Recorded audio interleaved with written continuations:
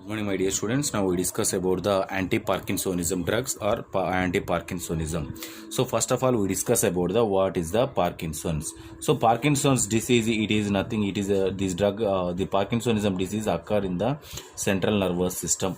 So this is how to produce the Parkinsonism in the body. So how to produce the body means it is a decrease the dopamine level. Decrease the dopamine level in the brain, especially decrease the dopamine level in this particular brain striatum, especially decrease the dopamine level in the brain striatum. Decrease the dopamine level in the striatum. It leads to the Parkinson's. At that moment it produces this particular dopamine level. What is the importance of the dopamine? The dopamine is involved in the controls the muscle tone, and as well as the coordinate movements.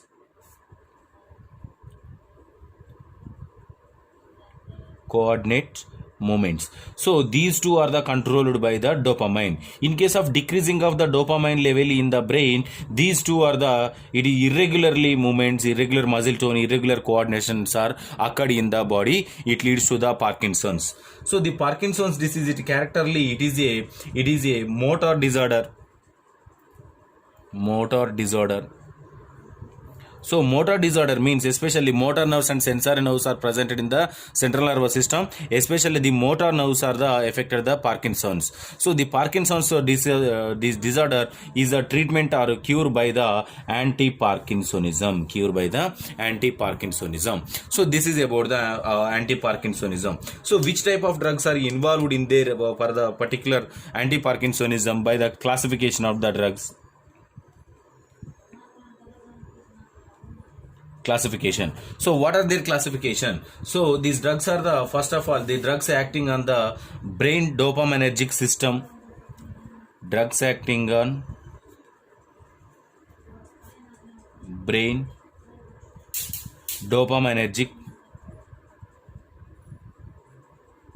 system. What are the drugs? In here it is again it classified into several types. What are they? First one is dopamine precursors. Dopamine precursors. So example is a levodopa. This is a very important drug, levodopa. And the next one, number 2 subclassification is a peripheral decarboxylase inhibitors. Example is the carbidopa.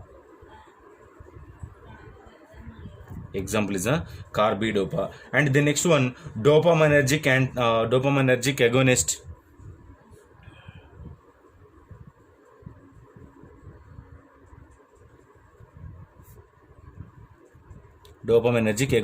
So what is the example of the dopaminergic agonist? It is the bromocriptine,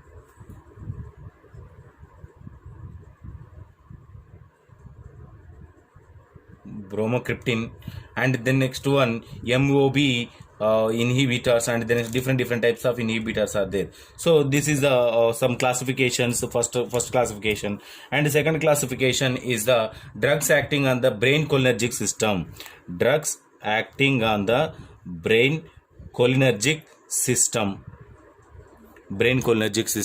In here, what are the different types of drugs are involved here? So it again divided into two types. Number 1 is the central anticholinergics.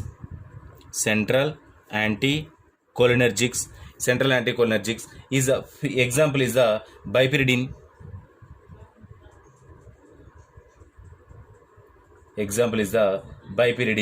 And procyclidine.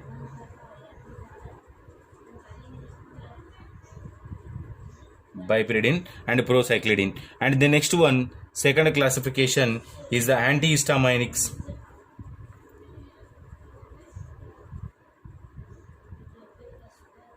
Antihistaminics example, antihistaminics example is a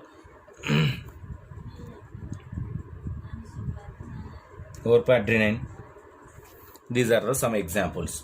So in here, first we discuss about the levodopa. So what is the levodopa and what is the importance of the levodopa? Now we discuss.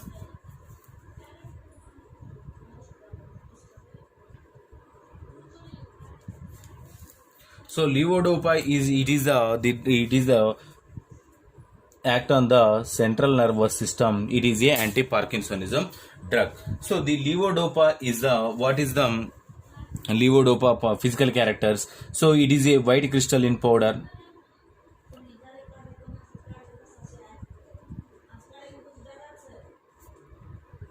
It is a white crystalline powder. And the next one, the levodopa. What is the dose of this particular levodopa drug? What is the dose? Dose is the adult dose is 500 mg to 600 mg, and the children dose is the 200 to 400 mg. 200 to 400 mg. So this is the dose. And the next one, what is the mechanism of action? Mechanism of action. So the anti-Parkinson drugs, what is the definition? As per definition, it is decrease the dopamine. So in here, mechanism of action, the Parkinsonism drugs act on the central nervous system and central nervous system. In here, increase the dopamine. Increase the dopamine in the brain, and dopamine increase the dopamine in the brain. And the next one, maintain the muscle tone. And the next one, coordinate movements, muscle coordinate movements.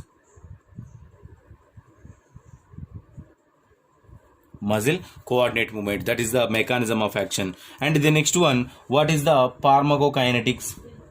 What is the pharmacokinetics? So the pharmacokinetics, what are the different? The levodopa is administered through the orally.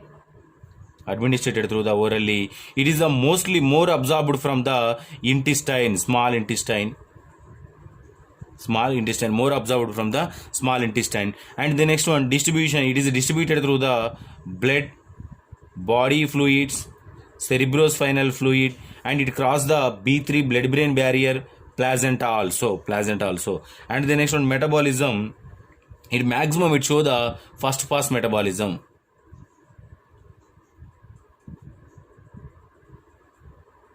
It show the first pass metabolism. And the next one, excreted through the urine. That is called as pharmacokinetics. And the next one, what is the half-life? Half-life is the what is the half-life? Half-life is exactly 3 to 4 hours. And the next one, pharmacodynamics or pharmacological actions. So this first one, these are affected on the CNS, central nervous system. The levodopa is produce the effect of the normal individual patients in especially neurological disease, mainly occur in the neurological diseases. And the next one, it is the improvement in the sympathetic nervous system. Improve the sympathetic nervous system, and as well as the increase the dopamine level. And the next one, what about the cardiovascular system? So cardiovascular system, sometimes it cause the tachycardia.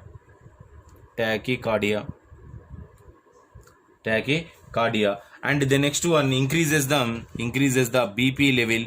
And the next one, increase the BP and increase the heart rate also. And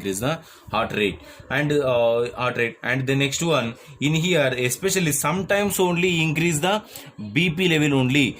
Not 100%. So sometimes it produces the hypotension also. Sometimes it produces the hypotension also. And the next one, it affected on the endocrine system also. So in endocrine system, the drug are the primary, it is mainly inhibit the prolactin release, decrease or inhibition of inhibition of the prolactin hormone. Inhibit the prolactin hormone, and the prolactin hormone and the next one release prolactin hormone releases inhibited by this levodopa drug. And the next one, it is affected on the increase the growth hormone,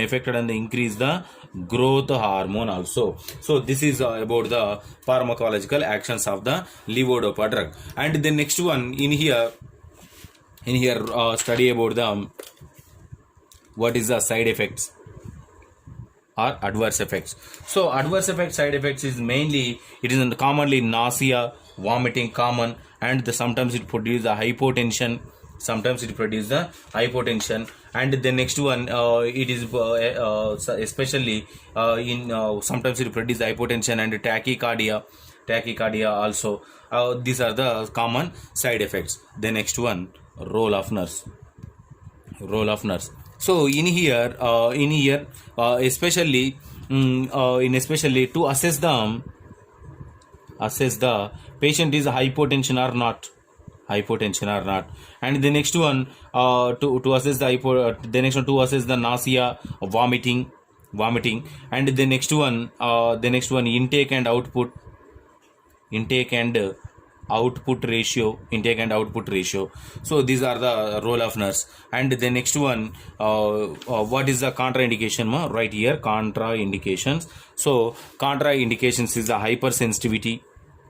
hypersensitivity and hypotension patients and lactation, and the next one, pregnant women. This is the contraindications of this anti-Parkinsonism drugs.